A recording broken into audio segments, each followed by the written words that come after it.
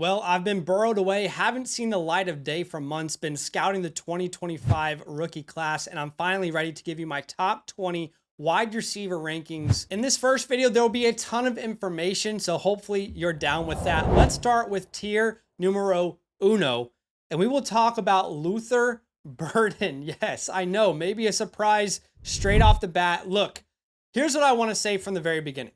If you don't agree with my opinions, that's totally okay, right? That is the beauty of what we do. We don't all have to think the exact same. Now, I would encourage you guys maybe just be a little bit open, because if you remember this time last year, I brought Malik Neighbors on this video and I said he was in the same tier as Marvin Harrison Jr. and I got so much backlash. All right, so we also said Bo Nix was going to be one of the best quarterbacks in the 25 class. All I'm asking for you is just to relax, all right? We're still 4 months out from the NFL draft. Why don't we be open to other opinions? Well, I love Luther Burden. He is my wide receiver one right now, but he's in the same tier with 3 other players, and there's a chance he doesn't finish there. But right now, after my first evaluation, man, I think Luther Burden's a superstar.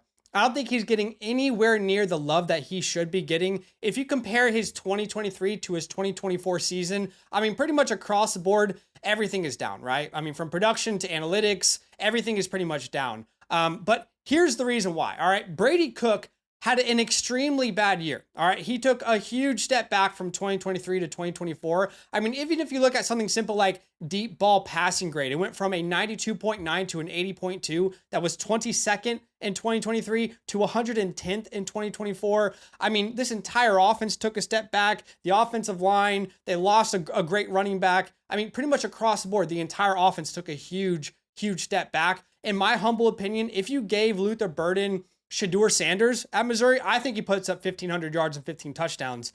Look, here's the deal.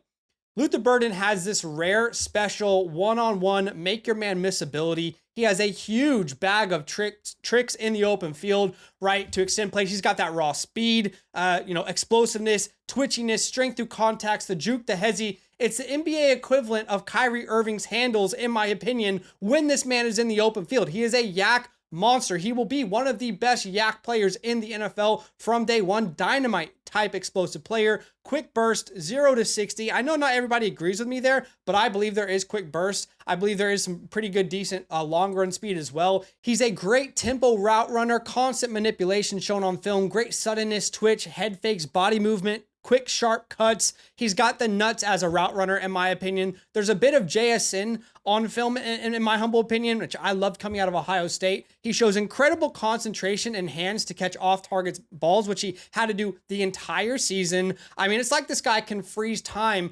locate the ball, and adjust his body, and then unfreeze time. He had a 77% reception percentage, had a 3.2% drop rate, wins one-on-one balls, extremely versatile. I think you can play him anywhere, but he'll probably be slot in the NFL. You know, a lot of people are concerned because he might not have burner speed. I think he has incredible functional speed. People are worried that he might be a slot only guy. That doesn't worry me. And if you want to see some film in this, you can actually go check out my Twitter. I broke down a couple clips in a game this year and just kind of showed you guys what he had been dealing with all year, because there are so many times on film where you are just yelling at the monitor because you're upset and it's not even Luther Burden's fault. I see, if I'm going to give you a comp, I see if JSN and Deebo Samuel had a baby, I think you'd be looking at a Luther Burden. I think he's got a little Rashee Rice to him. I think his floor is like at worst Christian Kirk. I think he's going to be an incredible player in the NFL, and I don't think people are giving him enough love.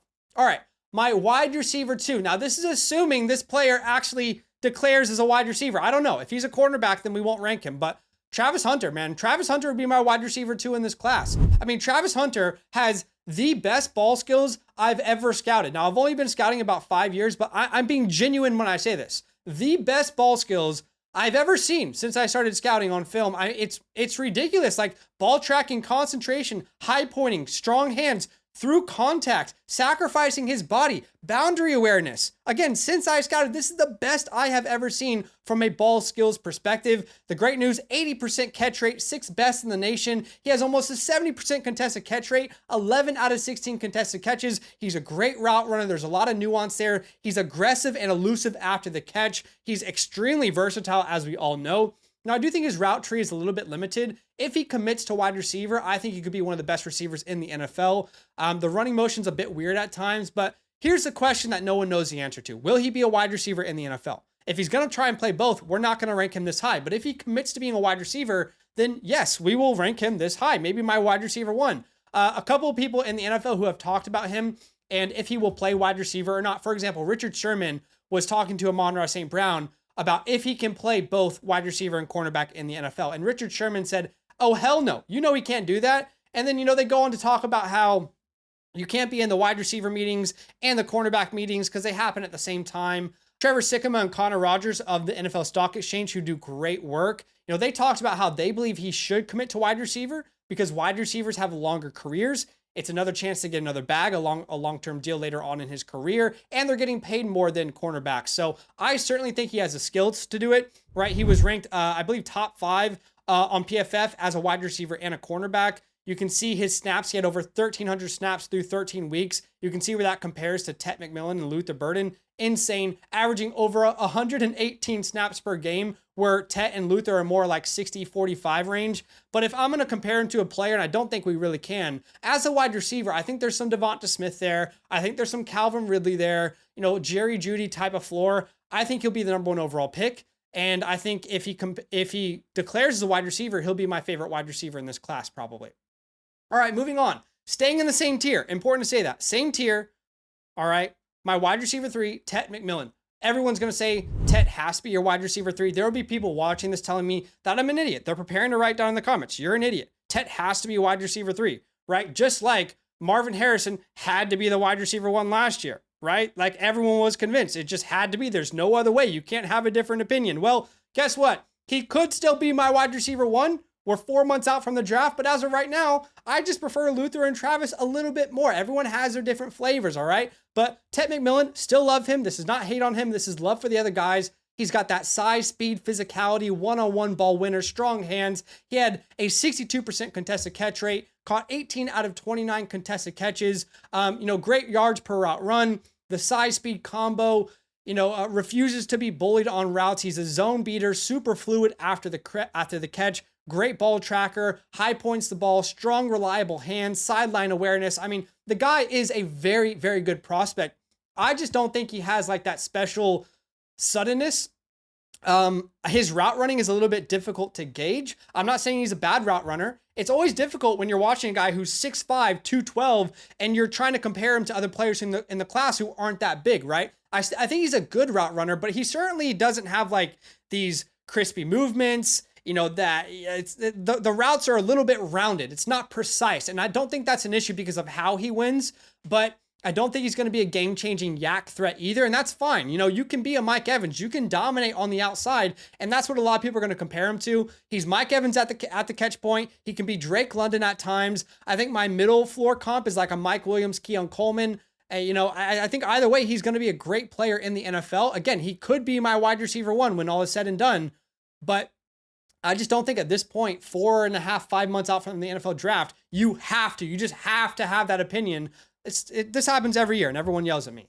All right, moving on. Let's go on to our next tier number 2. And the first player we're going to talk about here is Jalen Royals. This might be a surprise for some of you guys, but if anybody out there has been watching Jalen Royals, I don't think you'll be surprised. We've got a dynamic, versatile, big body, route running yak threat. There are so many reasons to be in on Jalen Royals, who is 6 foot, 205 pounds out of Utah State. I mean, this guy is one of the most exciting players to watch in college football. In my opinion, if he played at Ohio State this year or another top school, he would be a lock for a first-round pick. But because he played in the Mountain West, people are going to overlook him. And, you also have to know that he missed a lot of time this year with a foot injury. In week 8, he only played 7 games, but he's a ridiculous yak threat. And Utah State knew that, man. They designed plays to get him active after the catch. Insane body control, legit versatility, has the route running chops to win outside, but the shifty dynamic ability to win inside as a yak threat, quick, crispy footwork.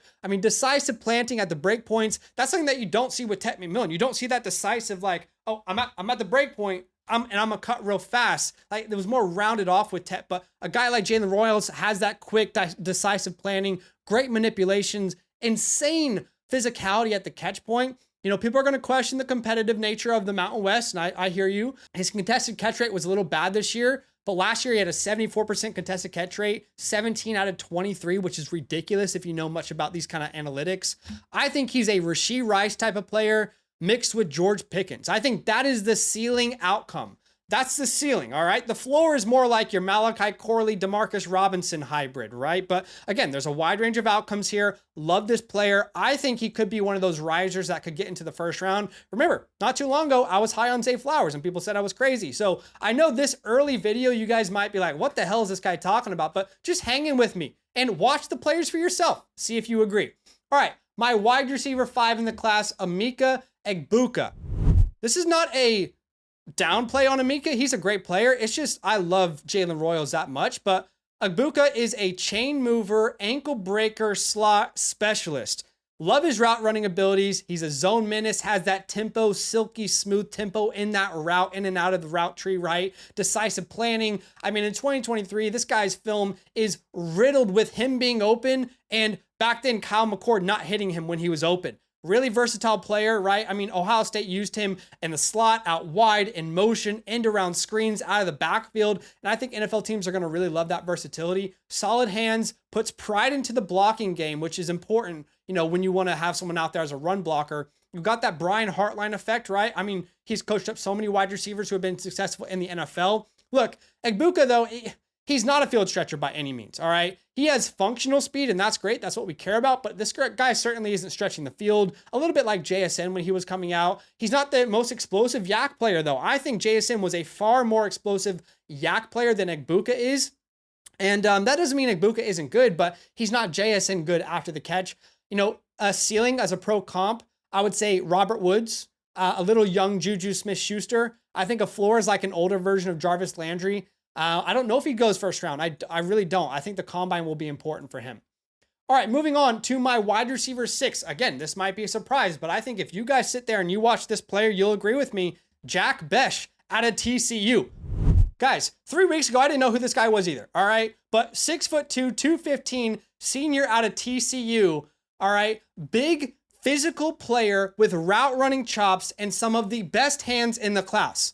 A potential hidden gem waiting for you guys to find him, all right?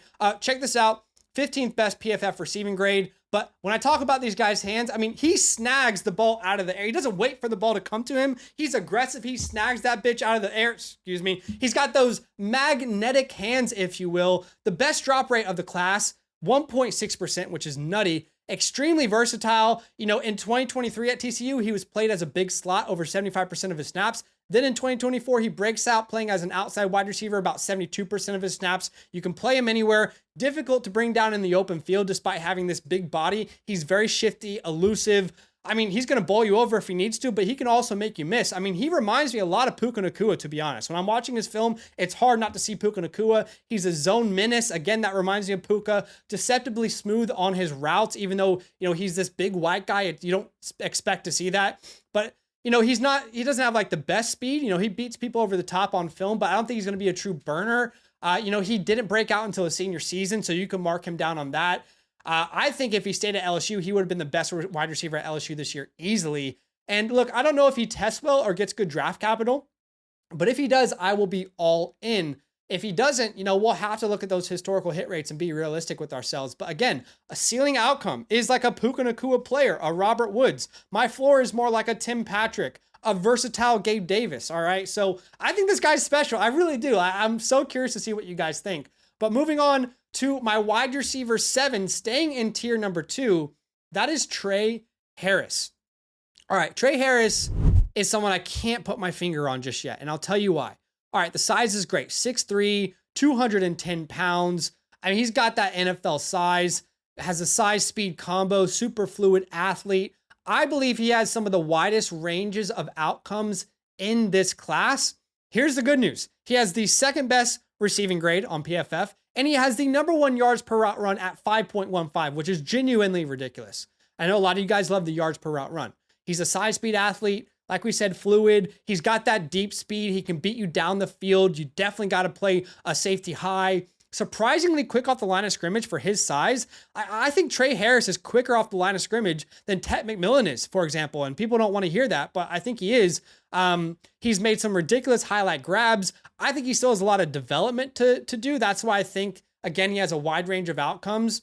But let's talk about some of the things that concern me. I mean, the drops there's so many concentration drops on film.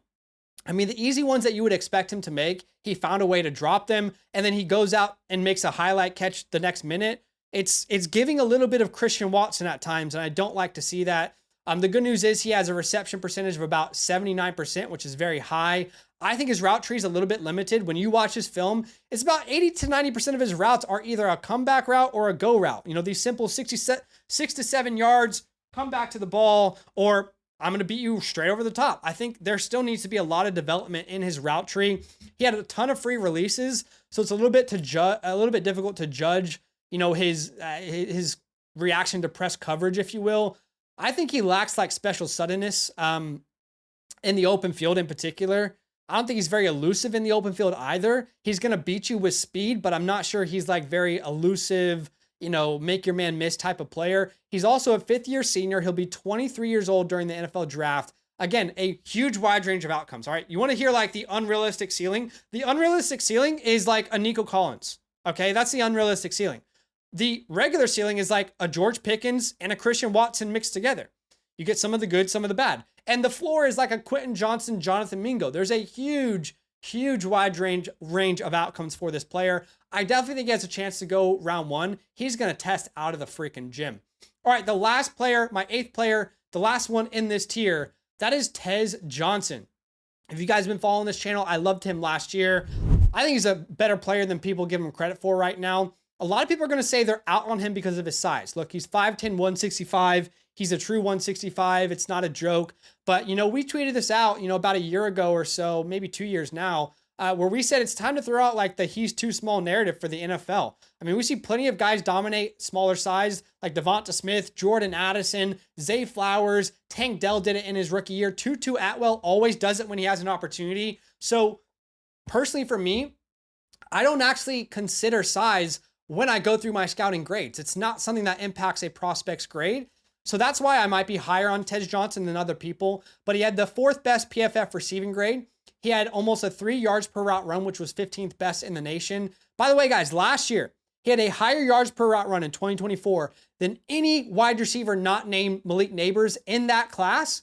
He had a higher yards per route run than Marvin Harrison, Luther Burden, Rome Odunze, and Tet McMillan last year. He has true burner speed like MVS, Rashid Shaheed type of burner speed. An absolute nightmare to guard one-on-one when he's running a route. Ridiculous twitch and head fakes and double moves. There's a little bit of Tank Dell in there, guys. There really is. Like, I don't think he'll have the same role in the NFL that Tank Dell has, but there's some Tank Dell in there. Extremely versatile. You know, rock solid hands. Had the #1 reception percentage in the nation. You know, he's not going to be like a jump ball guy. He only had 2 contested catches the entire year. His production compared to Evan Stewart's is genuinely laughable. I mean, if you look at the last 3 years, he's produced each and every single year. And that screenshot doesn't include the championship game where he had 185 yards and a touchdown. I think certain head coaches will love him. Like your Sean McVays, your Mike McDaniels, those type of head coaches who are very creative, they will love Tez Johnson here. Look, the guy struggles through contact. It's obvious. He struggles through contact. He's not great in press coverage. In the open field, he's going to make you miss, but he's not going to bowl you over. So if you can bring him down with strength, he's going to come down. His usage was very unique. He had by far the lowest ADOT in the class, but he had a very high yak per reception. So he's very dynamic after the catch. He was basically Wan'Dale Robinson, but he actually contributed 2 yards after the catch. That's basically what he was this year. Especially if he makes that first man miss, he can take it to the house. His 2023 season was incredible if you compare it to names like Troy Franklin and Luther Burden and Tet McMillan and even Josh Downs, you know, back in 2022. I think if I'm looking at a comp for Tez Johnson, we're thinking like Walmart Tank Dell with a Wan'Dale Robinson role. That's the kind of player I envision in the NFL, and that could be successful in the right environment. I think his floor is like a Tutu Atwell. I'm very excited to see where he goes in the NFL draft. That is the end of tier 2. I've got a bunch more players to talk about. Here's what I will say. Our 2025 rookie draft guide, which was the most viewed draft guide last year, is going to be available right before Christmas. We're going to release it on the Flock Fantasy website. If you want access to it, very simple. All you got to do is become a yearly Mother Flocker member or a Mother Flocker member on a monthly basis on the Flock Fantasy website with the promo code LAND, LAND. And by the way, if you become a yearly member, you will also get our team playbook. We'll get a Dynasty playbook for you where we tell you exactly what moves to make for your Dynasty team to set you up for the best position in 2025. All right, moving on to tier 3. This is my smallest tier of the video, and we've got 2 players. We'll start off with Jalen Noel, which I think is one of my favorite sleepers in the 2025 class. I haven't heard many people talk about him, and I don't understand why, because he pops off on film. I mean, he has the bag as a route runner, the release package, the quick stop start, the movement, the clean cut, the head fake, the manipulation. He's a high IQ guy. He gains separation not only with ease, but with consistent ease. If you're a sucker for like that clean, crisp route runner, you will fall in love with Jalen Noel. He's got deep, field stretching type of speed, noticeable suddenness. He plays way above his height. I think he reminds me a lot of Josh Downs. I think he will be a slot exclusive just like Josh Downs. But if you love Josh Downs coming out, you'll love Jalen Noel. A little Darnell Mooney there as well as a comp. The floor is like Malik Washington, Calvin Austin. But I'm really excited about what he can be in the NFL. And tied at number 9 with Jalen Noel is Isaiah Bond. First off, all of the Dynasty and fantasy community would be better off if Isaiah Bond becomes a star in the NFL. Guys, his last name is Bond. He wears number 7, and when he scores a touchdown, he does the James Bond celly. I mean, come on, like we're all going to benefit if this guy's good. Now, here's what I will say. He has the best film followed by the worst production. I mean, this guy is an advanced high IQ route runner. I mean, he got open versus Will Johnson, the cornerback one for a lot of people, consistently versus Michigan. His game speed is there. He's a ridiculous yak threat, insane double moves on film, great route runner, but the production is insanely bad. I mean, guys, he has one game over 100 yards all season. He has one game over 100 yards in his entire career. 37 games, one game over 100 receiving yards. That is 2.7% of his games. The ball skills as well, a little bit left to be desired. Right? I mean, his contested catch rate is poor, 33%. It was about 28% over the last 2 years, 4 out of 14 contested catches. His drop rate isn't that concerning, but here's what else concerns me about Isaiah Bond. Again, God-given talent out of this world. But when he's not involved in a play and when they ask him to block in the run game, it's like he couldn't care less. I'll be honest with you. It's frustrating to watch. It's like if I'm not involved in the play, I'll take a play off. That really is frustrating to watch, and I don't think coaches are going to like to see that. First round talent, no doubt about it, but a lot of question marks. Is he going to get into the first round? I don't know. I think his ceiling is like a Brandon Cooks, a young Brandon Cooks, a Jaden Reed type of player. I think he has the floor of like a Nelson Aguilar. I think he's one of the most talented players in the class, but something's off. All right, moving on to tier number 4. This is the biggest tier I have, I believe. I'll go through it a little bit quickly. Starting off with Ja'Cory Brooks out of Louisville, 6'3", 195. Ja'Cory Brooks, just like Isaiah Bond, another guy who has like God-given raw natural ability. It's out of this world. But it makes you ask questions like, why are you not more developed as a senior, like as a 23-year-old guy during the NFL draft? So, I mean, ridiculous route running, natural separator. I'm obsessed with his movement. He's got that silky smooth motor oil through an engine type of fluidity. But his ball skills are super confusing, man. He has one of the highest drop rates in the class at 10.3%. He has some potential character concerns at Alabama. I'm not going to say he did, but there were some concerns. He's going to be 24 in October. I think he's like a Walmart Jameson Williams, but man, the ceiling is really, really fun with him. All right, following him at 11B with Xavier Restrepo. Xavier Restrepo is like that physical, scrappy dog play style, which you love to see. Reliable hands catcher, great concentration through contact, by the way. He's got those magnetic hands that we talk about. Reception percentage over 72%. Drop rate about 2.8%. He's a high IQ tempo route runner out of the slot. Here's the deal, though. I mean, I just don't see anything elite on film. I don't think he's elite in any certain area. He's a really good glue guy, but I don't see like this upside to him ever being like a top 24 wide receiver in Dynasty football. And I could be wrong. He's definitely a slot only player. He has a 4th year breakout. He's a 5th year senior. I think he's like Khalil Shakir, I think that's what you might be getting from this type of player. At worst, like a Parker Washington, Roman Wilson. But again, that's just my opinion. All right, moving on, but staying in the same tier, we've got Jaden Higgins. A lot of people are higher on Jaden Higgins than I am. You know, he is a big physical, chain-moving, possession type of wide receiver. I believe his movement is what's throwing me off, to be honest. He moves more like a tight end than a wide receiver, in my opinion. You know, he's got great hands, great footwork off the line of scrimmage. Can be a big slot. He can play outside, but he definitely doesn't have like speed or movement or fluidity that I like to see in a big player. You know, maybe I'm scarred from Xavier Hutchinson, who I loved coming out of the same school, but I don't know, man. I don't really see it with him. Maybe I'm going crazy. I see like a Michael Wilson, Andre Yeshivas type of player. All right, we also have two names who I don't have film on yet, but I've heard great things about. Alec Manor, I think is how you say his name, out of Stanford. He's a huge body, 6'2", 210. I don't have all 22 film on him yet, so I'm not going to tell you what I think.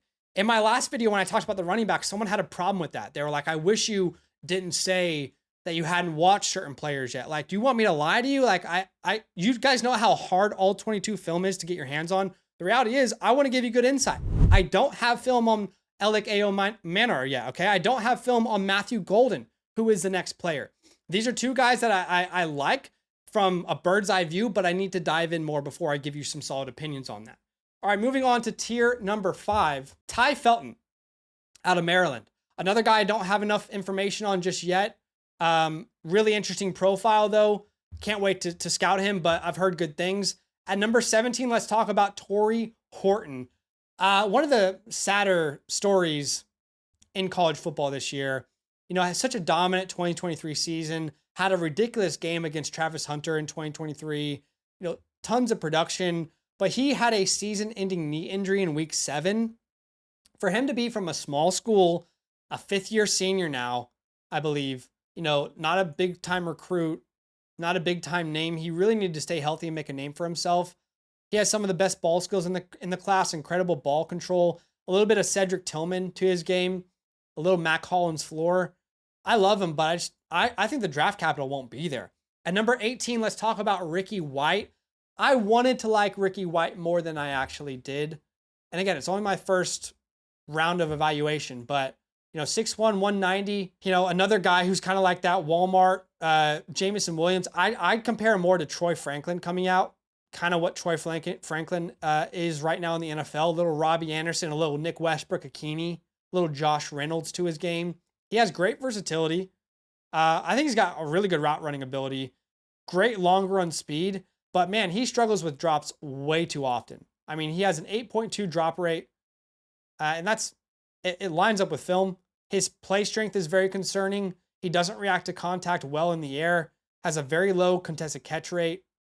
The effort is questionable when he's not involved in a play, similar to Isaiah Bond. I think he's going to get drafted like round 5 to 7, and that kind of puts me off of him. All right, moving on to tier number 6, my last tier before we go into honorable mentions. Evan Stewart. Wasn't a wide receiver I was more disappointed by than Evan Stewart. Love this kid, former 5-star recruit, got comps to Devonta Smith early in his career, had a great freshman season, but has never followed it up. I believe he needs to come back. I don't think he declares, because if he declares, I'm not sure he goes in the first 4 rounds. I think he's going to come back to school. So I won't waste my time telling you all the reasons I'm out on him, but I could spend like 10 minutes telling you why I'm out on him if he declares. I don't think he should. Let's talk about Kyron Lacey. The highlights are nice, but I'm not in love with the actual film. I mean, he's got pretty good manipulation and twitch. His wingspan is ridiculous. I mean, he looks like an NBA 2K create your player with the wingspan that just like goes all the way to the guy's like legs, you know? But he has the worst analytics of any wide receiver in college football this year. Like, it's not even close, guys. If you look at 241 wide receivers with at least 50 targets this year, I mean, his PFF receiving grade is poor. He has a 182nd best reception percentage, 158th in YAC, 117th in yards per route run. He has almost a 10% drop rate. He's 222nd in contested catch percentage. I don't know, man. It's just, he's throttled. He has a slow throttle down. He throttles up quick, but not down. That concerns me when you talk about going to the NFL. DBs are going to have more time to react to him than other players. I don't know. I'm not in. I see kind of like a Zay Jones. And then honorable mention here, LaJohntay Wester. I think he's kind of like the poor man's Tez Johnson in this class. I just rate Tez Johnson a little bit higher. And then to finish off the video, I'm going to give you some honorable mentions. There's a huge list here. I'll go through the first couple. Savion Williams, big body, but a fifth-year senior, no season over 700 yards. Antoine Juice Wells, two-time transfer, fifth-year senior, no production to talk about. Antonio Williams, incredible freshman season, hasn't been able to put it together since. Brew McCoy, big body out of Tennessee, mediocre production. Caden Prather, transfer from West Virginia to Maryland 2 years ago. But there's a lot of cooks in the kitchen over there at Maryland. You can look at the rest of the list. Tell me if you guys think I'm missing anyone. I'm always open to be scouting more and more, but I appreciate you for watching the video. Do me a favor, hit that like button and show some love. Subscribe if you like the content.